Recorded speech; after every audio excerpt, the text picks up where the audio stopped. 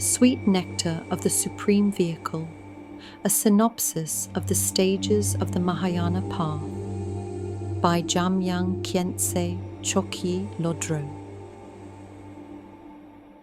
Sweet Nectar of the Supreme Vehicle, a synopsis of the stages of the Mahāyāna path by Jamyang Khyentse Chökyi Lodrö is a clear and elegant summary of the vast path of the Mahāyāna. Drawing on both Sutra and Tantra, it presents the essential stages of awakening, from generating Bodhicitta and practicing the 6 perfections to realizing emptiness and uniting method with wisdom. Designed as a practical guide, this text condenses profound teachings into a nectar-like essence, accessible for reflection and daily practice. It embodies the Rimé spirit, honoring all traditions while offering a structured path toward complete enlightenment for the benefit of all beings. Homage to the Guru and Protector Manjukosa, merely to recall you within the sky of my mind, serves to dispel the pitch darkness of delusion. Precious one, great treasury of knowledge, Vajrataksana, I present the great bliss chakra of my crown at your feet, even though the profound and vast Mahāyāna treatises have not entered the slender needle eye of my mind. Encouraged by a spiritual guide of the Supreme Vehicle, I shall here reveal some sayings of past scholars and adepts.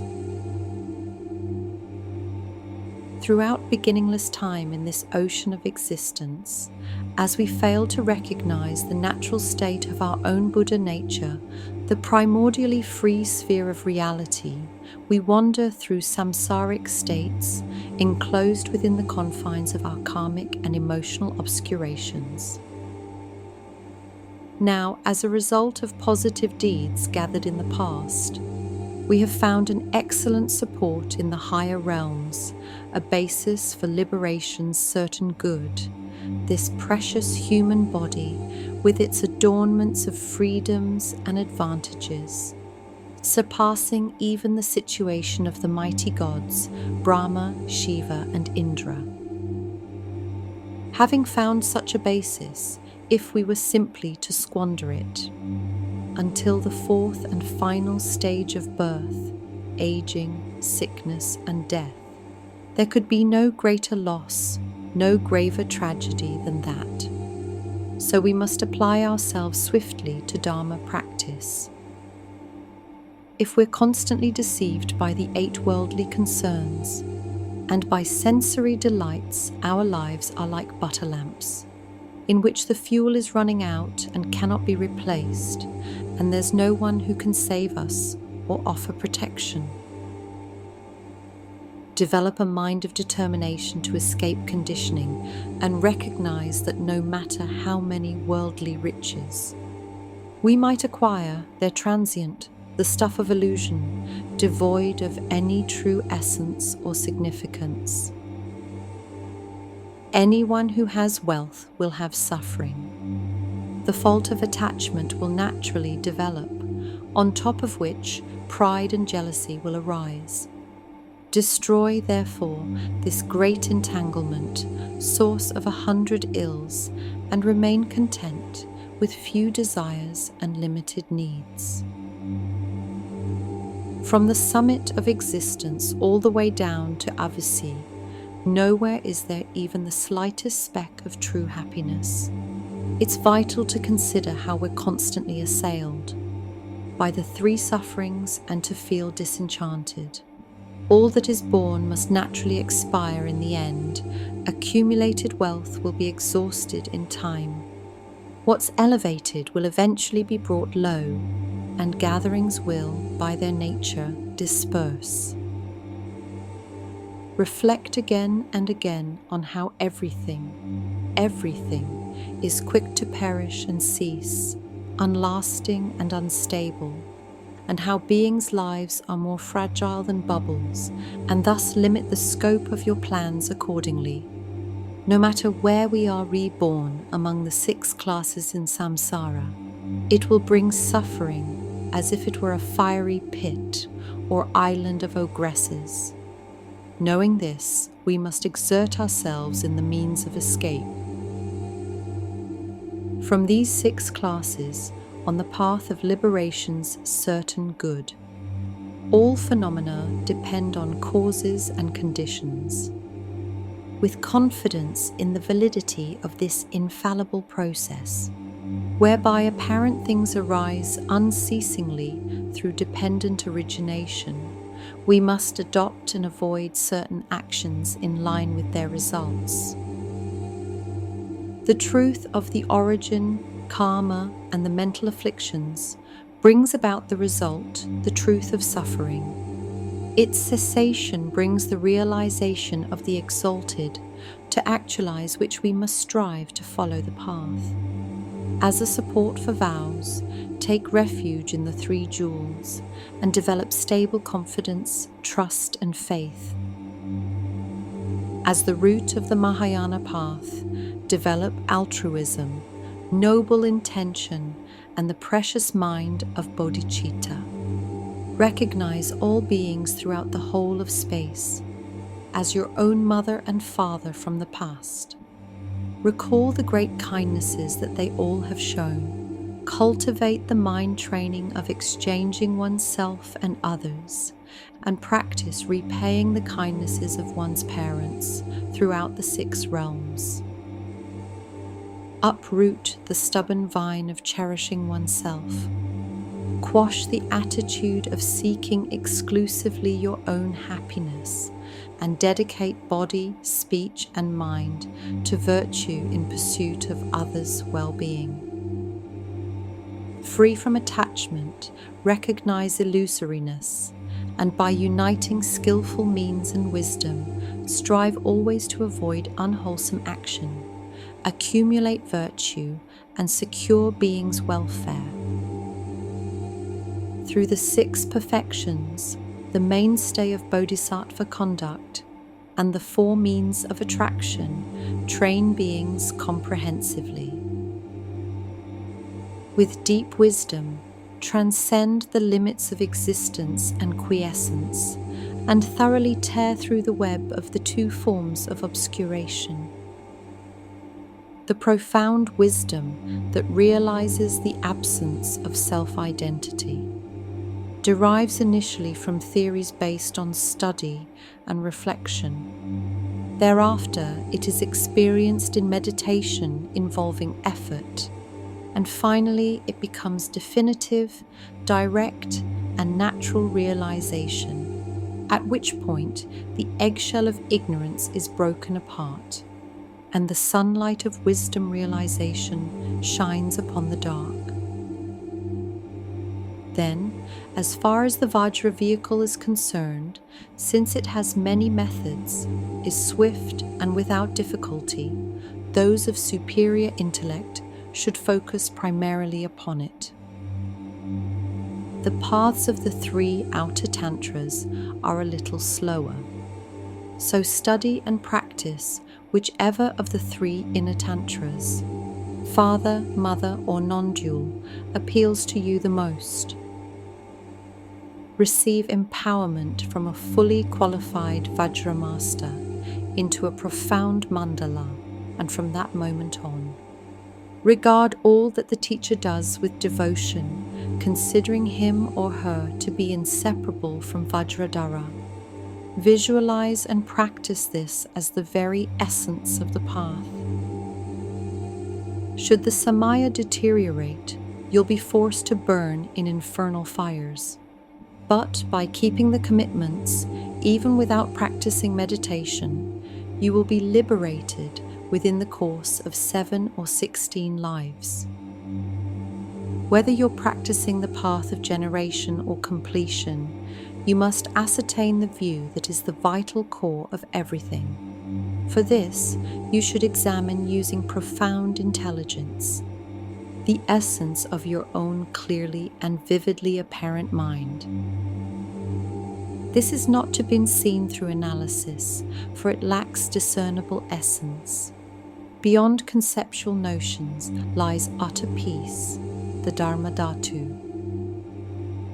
This is not some blank and empty void. It's natural luminosity, ultimate and unconditioned, unchanging beyond lack or surplus, addition or removal, realized nakedly and directly through our own awareness.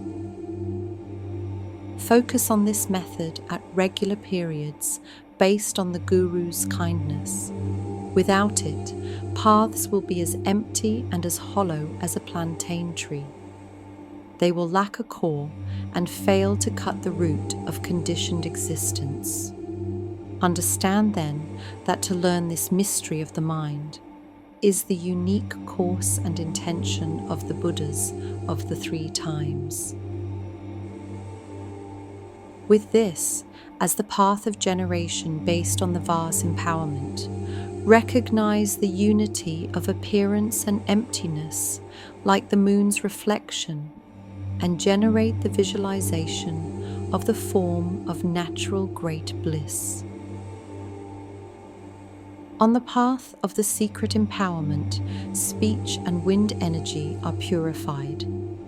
Through exertion in remaining motionless and in binding and control, wayward wind energies are brought within the central channel, and the precious jewel of Kumbhaka made stable. Through training the wind energy in the yoga of subtle essences, as a preliminary related to the knowledge-wisdom empowerment, master the emergence and reversal at the 4 chakras, and, by bringing the essence into the chakras through the main practice of using a consort, loosen the knots in the channels, increase the strength of subtle winds and essences, and develop the vigor that comes from accomplishing immortality before ultimately attaining the level of Vajrasattva. Thereafter, at the conclusion of this pure illustrative wisdom, cultivate the waves of the 4th empowerment.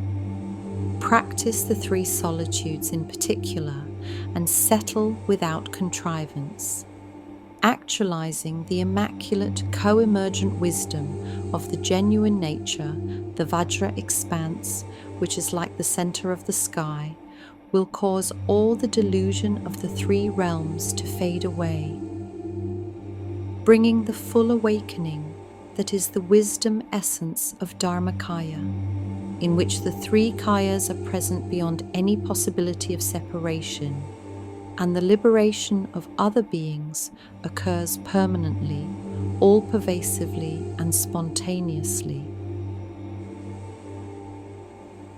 At all these stages, for the removal of obstacles and for enhancement, consult the words of the genuinely learned and accomplished. In particular, you should never be without devotion to the Guru. Merge mind and wisdom and receive empowerments again and again. To restore Samaya, exert yourself in feast offering, fulfillment, and recitation. This will bring enhancement at every stage of generation and completion. Always cultivate mindfulness, vigilance, and conscientiousness, and guard the vows you've received as you would your very eyes, by allowing renunciation, bodhicitta, and genuine view. To support one another, you'll make progress in the Dharma. As Dharma progresses along the path, it will pacify delusion, and delusion will dawn as wisdom itself. All the pure systems of the Buddha's teachings within this land of snowy peaks have but one intention. So develop pure perception towards every tradition. Cultivate genuine and sincere compassion for all beings. Dedicate all forms of virtue and make noble aspirations. and always strive to make the teachings and beings thrive. In this degenerate age, when life is short and plagued by illness, the compassion of Guru Padmasambhava and the noble Lady Tara is especially swift, so pray to them and invoke their wisdom for your own and others' sake. Make prayers of aspiration repeatedly for the well-being of Tibet, by exerting yourself in the practice that combines generation and completion, the Kakar of Naropa, whose direct vision was the fruit of blessings and whose line of blessings is undiminished, the pinnacle of profound and vast instructions, of the Sakya, sovereigns of the teachings as a whole, you'll spontaneously accomplish twofold benefit. Thus, the sublime omnipresent Lord Kangyurpa issued a request through the flute of his speech for advice and an account of realization based on personal experience. Alas, I lack such experience, and my life has been squandered on donated wealth. Still, merely to avoid disobeying an instruction, Chokyi Lodrö, the savage who is devoid of dharma, resorted to words of the sublime ones which he himself has not applied, and wrote this on the third joy of the third month of the water dragon, together with the aspiration that any virtue be dedicated to all beings, and the wish that this might be of benefit to others. Virtue Sarva Mangalam.